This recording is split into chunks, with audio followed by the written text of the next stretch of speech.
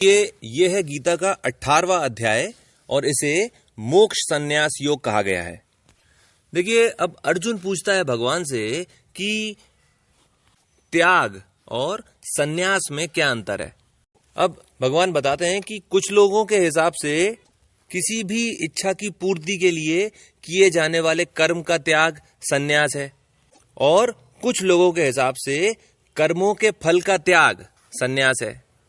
अब जो लोग कर्मों का ही त्याग करने को कह रहे हैं वो इसलिए कह रहे हैं कि भाई कैसा भी कर्म करो, अच्छा या बुरा, उसके फल को भोगने के लिए दोबारा जन्म लेना पड़ेगा। इसलिए अच्छा ये रहेगा कि कर्म करना ही छोड़ दिया जाए। अब इसका मतलब ये है कि आप अगर अच्छे कर्म भी करते हो तो भी उसमें कुछ ना कुछ बुरा जरूर होता है, और ये भी कि कितना भी बुरा कर्म क्यों ना करो उसमें कुछ ना कुछ अच्छा जरूर होता है। इसका एक एग्जाम्पल समझ लीजिए। जैसे कोई आदमी खेती कर रहा है, उससे जो भी अनाज पैदा होगा उससे हजारों लाखों लोगों की भूख मिटेगी। पर यह वाली बात भी सही है कि जब आप हल चलाओगे तो बहुत सारे जीव जो हैं, सूक्ष्म जीव जो हैं, वो मारे जाएंगे। यानी एक तरफ जहां हजारों लाखों लोगों की भूख मिटेगी, वहां यह भी है कि हजारों लाखों बल्कि करोड़ों सूक्ष्म जीव मारे जाएंगे। यानी कर्म तो अच्छा है पर इसमें भी बुरा हो रहा है। तो कुछ लोगों ने ऐसा मानना शुरू किया कि अगर कर्म किया ही ना जाए तो ना पाप होगा ना पुण्य होगा और उसकी वजह से दोबारा जन्म नहीं लेना पड़ेगा। पर भगवान कृष्ण कहते हैं कि यज्ञ, दान और तप ये त्याग करने के योग्य नहीं है। यानी इन्हें तो करना ही करना चाहिए, क्योंकि कर्म करने से ही पवित्रता प्राप्त होती है। पर जब भी यज्ञ, दान और तप करो तो इसके फल की आसक्ति का त्याग कर दो तो वो सर्वश्रेष्ठ है। अब भगवान ने 3 प्रकार के त्याग बताए हैं। सात्विक त्याग, जिसमें फल की इच्छा जो है उसे त्याग दिया जाता है। दूसरा राजसिक त्याग, जिसमें व्यक्ति कर्मों का त्याग इसलिए कर देता है क्योंकि कुछ भी करेगा उससे पाप भी होगा और पुण्य भी होगा, इसलिए वो कर्म ही नहीं करता, तो ये राजसिक त्याग है। और तीसरे प्रकार का त्याग जो बोला है भगवान ने वो है तामसिक त्याग, जिसके अंदर व्यक्ति कर्तव्य कर्मों का ही त्याग कर देता है। और अर्जुन, जो व्यक्ति कर्मों के फल का ही त्याग कर देता है उसे मोक्ष की प्राप्ति होती है, क्योंकि उसे उस कर्म का पुण्य भी नहीं चाहिए होता है और पाप भी नहीं चाहिए होता है। अब ये तो ही एक चीज। दूसरी चीज जो भगवान ने बताई है कि कोई सा भी जो कर्म होता है वो 5 चीजों पर टिका होता है। यानी 5 स्तंभ बताए हैं, बिना इनके कर्म की सिद्धि नहीं होती। यानी जो कर्म करना चाह रहे थे वो नहीं हो पाता है। सबसे पहली चीज जो कर्म करने के लिए जरूरी है वो चीज है शरीर, जिससे कर्म किया जाता है। दूसरा स्तंभ है आत्मा और इसे कर्ता कहते हैं। तीसरा स्तंभ है इंद्रियां, जिसे करण कहा गया है। चौथा स्तंभ है इंद्रियों की क्रियाएं, जिन्हें चेष्टा कहा गया है। और 5वां और आखिरी कारण है किसी भी कर्म को सिद्ध करने का, वो है भाग्य, इसे दैवीय कहा गया है। अब इस चीज का जरा सा एग्जाम्पल समझ लीजिए। मान लेते हैं आप IAS ऑफिसर बनना चाहते हो। तैयारी कैसे करोगे? आप अपने शरीर से तैयारी करोगे। क्यों कर रहे हो? क्योंकि आत्म यानी कि आप स्वयं चाहते हो IAS ऑफिसर बनना, इसलिए आप स्वयं कर रहे हो तैयारी, आप करता हो। तैयारी किसके द्वारा करोगे? अपनी इंद्रियों से करोगे। आंखों से पढ़ोगे, कानों से सुनोगे और हाथों से एग्जाम में लिख कर आओगे। ये करण हो गए। अब जब आप पढ़ाई कर रहे होगे तो आपका ध्यान भटकेगा। आप कहोगे चलो ये वाली पिक्चर देख लेते हैं, या चलो वो वाला गाना सुन लेते हैं, या चलो ये चीज खा लेते हैं। इंद्रियों की खुद की इच्छाएं होती हैं, उन्हें चेष्टा कहते हैं, जिस वजह से ध्यान भटकता है। यानी आपकी जो आत्मा है उसने आपसे कहा कि IAS का एग्जाम निकालना चाहिए, और आपने अपने शरीर का उपयोग किया एग्जाम की तैयारी करने के लिए। आपने आंखों से पढ़ा, कानों से सुना, हाथों से लिखा, और जो चेष्टाएं हैं इंद्रियों की उनसे अपने आप को दूर रखा। और पांचवा कारण जिसे बताया गया है भाग्य, जिसे देवीय भी कहा गया है। हो सकता है कि इतनी तैयारी करने के बाद भी आपका सिलेक्शन नहीं हुआ। ऐसा हो सकता है कि बहुत सारे लोगों ने बहुत ज्यादा अच्छी तैयारी करी हुई थी, उनका सिलेक्शन हो गया। यानी कोई भी कर्म जब सिद्ध होता है तो उसके अंदर ये पांचों चीजें जब होती हैं तभी वो कर्म सिद्ध होता है, और पांचों चीजें जब अनुकूल होती हैं तभी वो कर्म सिद्ध होता है, नहीं तो नहीं हो पाता, भले ही चारों चीजें सही क्यों ना हो। भाई थोड़ी सी देर के लिए ये भी मान लेते हैं कि आपकी किस्मत में था कि आप IAS का एग्जाम निकाल लो, सिलेक्ट हो जाओ, पर यह भी तो हो सकता है कि उतने बीच में कुछ ऐसा हो गया कि आपका IAS बनने की इच्छा ही खत्म हो गई। भाई आप प्रधानमंत्री बन गए तो फिर आप IAS क्यों बनोगे? यानी कोई सा भी कार्य तभी सिद्ध होगा जब पांचों चीजें अनुकूल होंगी। अब भगवान अर्जुन से कहते हैं कि अगर ये चीज तुझे समझ में आ जाए तो ये चीज भी समझ जाएगा कि कोई भी कर्म तू खुद नहीं करता, वो कर्म मैं ही करवाता हूं। इसलिए स्वयं से कर्तापन का जो अहंकार है उसको हटा दे। अब जिस व्यक्ति में कर्ता होने का अहंकार नहीं होता, उसकी बुद्धि कर्म फल में कभी भी लिप्त नहीं होती। वो व्यक्ति सब लोगों को मारकर भी हत्यारा नहीं होता, ना ही कर्म के कारण किसी बंधन में फंसता है। अब जरा सा इस चीज को समझ लीजिए। देखिए, भगवान जो है वो सभी लोगों का पालन करते हैं और उन्हीं का संहार भी करते हैं, पर भगवान को इस चीज का, सभी लोगों को उत्पन्न करने का और पालन पोषण करने का, ना तो उन्हें पुण्य मिलता है, ना ही उन लोगों का जब संहार करते हैं तो ना ही उनको पाप लगता है। अब इस चीज को भी समझ लीजिए कि क्योंकि भगवान पुण्य का फल नहीं लेते, इसलिए उन्हें पाप का भागी भी नहीं होना पड़ता। और यही भगवान कहते हैं कि कर्म बंधन से मुक्त होने का एकमात्र उपाय है कि तू अपने आप को भगवान का उपकरण मान। अब इस चीज का एक एग्जाम्पल और समझ लीजिए। देखिए, जैसे कि किसी जज ने अगर किसी कातिल को फांसी की सजा दी, तो वो जल्लाद जो उस कातिल को फांसी पर चढ़ाएगा वो हत्यारा नहीं कहलाएगा, ना ही उसे जीव हत्या का पाप लगेगा, क्योंकि वो जो जल्लाद है वो एक न्याय का उपकरण मात्र है।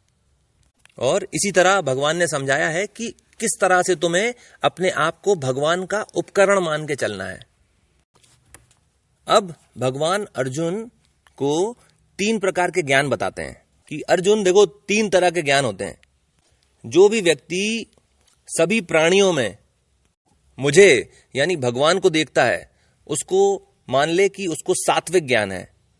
जो व्यक्ति सोचता है कि अलग अलग प्राणियों में अलग अलग प्रकार की जीवात्मा है, उस तरह के ज्ञान को तू राजसिक ज्ञान समझ।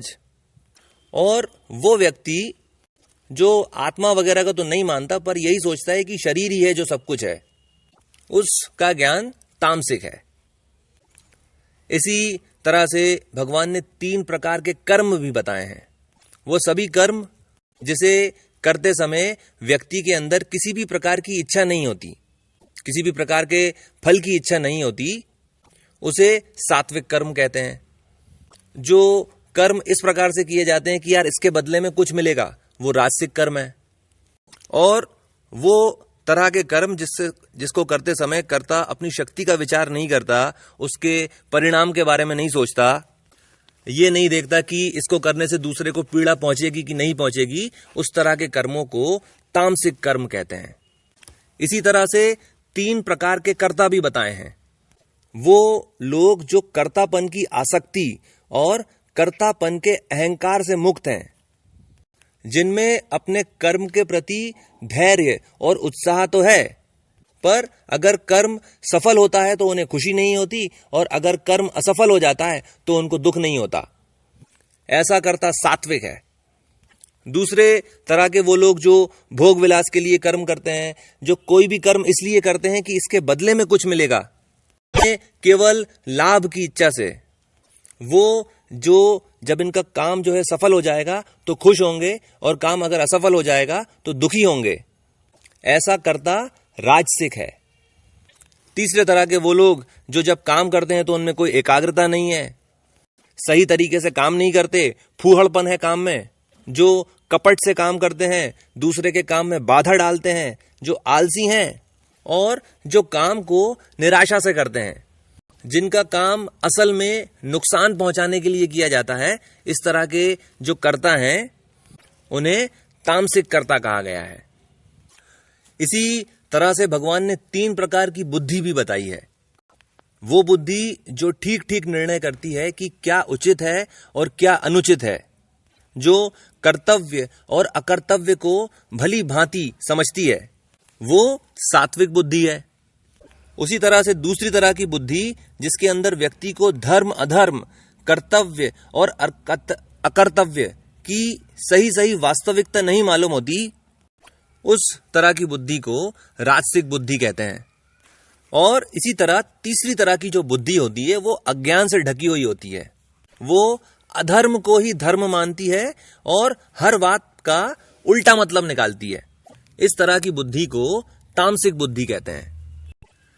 इसी तरह से 3 प्रकार की धीरता भी भगवान ने बताई है। धीरता यानी धारण शक्ति, ऐसी धीरता जो मन, प्राण और इंद्रियों को भटकने नहीं देती और ध्यान के द्वारा सभी चीजों को स्वयं में स्थिर करती है।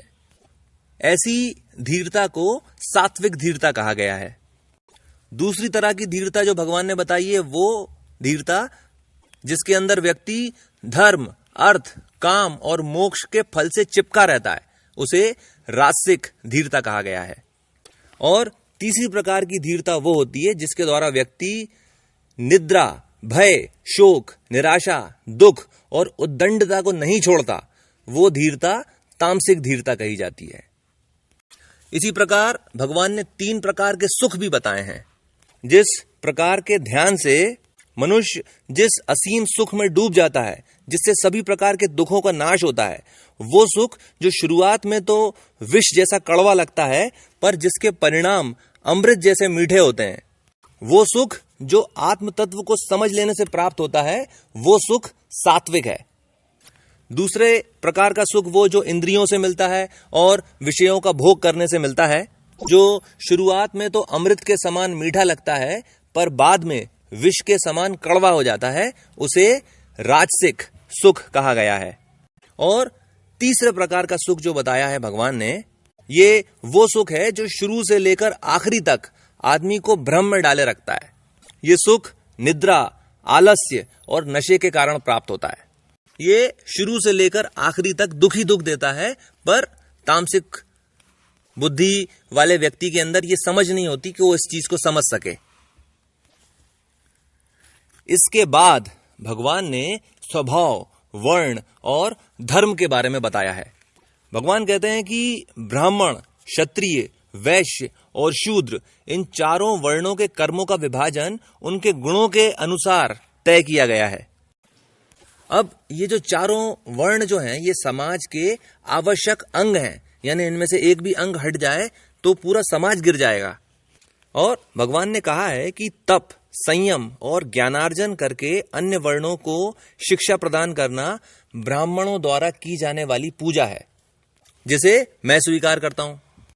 धर्म युद्ध करना क्षत्रियों द्वारा की जाने वाली पूजा है, जिसे मैं स्वीकार करता हूं। व्यापार करना और व्यापार में ईमानदारी बरतना, ये वैश्यों द्वारा की जाने वाली पूजा है, जिसे मैं स्वीकार करता हूं। और शूद्र व्यक्ति का जो पूजन है उसके सेवा भाव में निहित है, जिसे मैं स्वीकार करता हूं।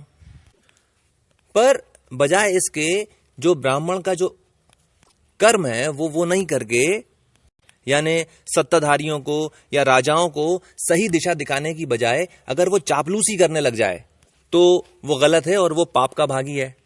क्षत्रिय अगर अपने बल से दूसरे लोगों को दबाए तो ये भी वो पाप का भागी है। वैश्य व्यक्ति अगर अपने पैसों से गलत व्यापार करने लगे, अपने काम में ईमानदारी नहीं रखे, तो ये एक पाप का भागी है। और शूद्र व्यक्ति यदि अपने कार्यों से विमुख हो जाए तो ये एक पाप है। और अगर चारों वर्ण के लोग अगर अपना काम सही तरह से नहीं करते तो पूरे समाज की व्यवस्था जो है वो भंग हो जाती है।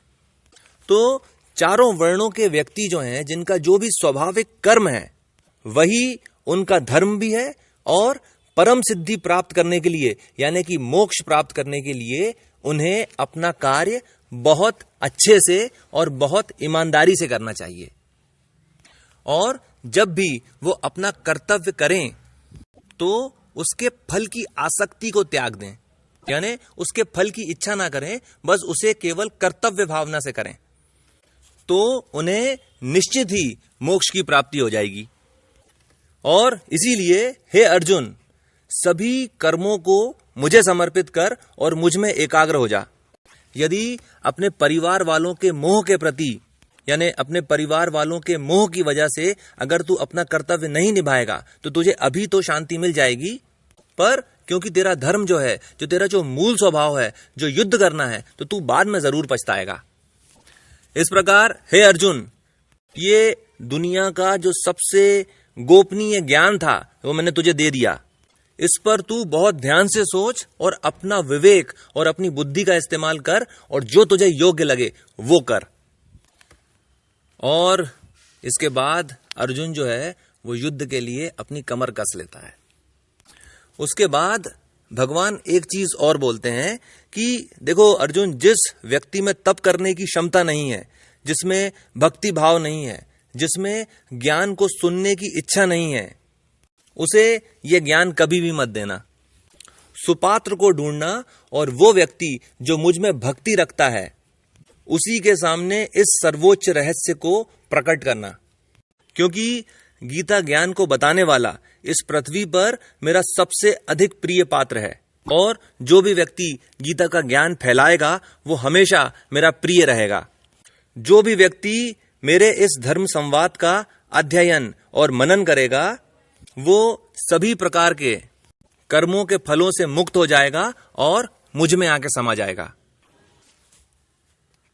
अब आखिरी चीज जो संजय ने धृतराष्ट्र से कही है वो ये है कि धृतराष्ट्र, जहां पर महाराज धृतराष्ट्र, जहां पर योगेश्वर कृष्ण है, जहां धनुर्धारी अर्जुन है, वहीं लक्ष्मी है, वहीं विजय है, वहीं वैभव है और वहीं नीति है। यानी इसमें कोई संशय नहीं कि युद्ध तो पांडव ही जीतेंगे। ऐसा क्यों?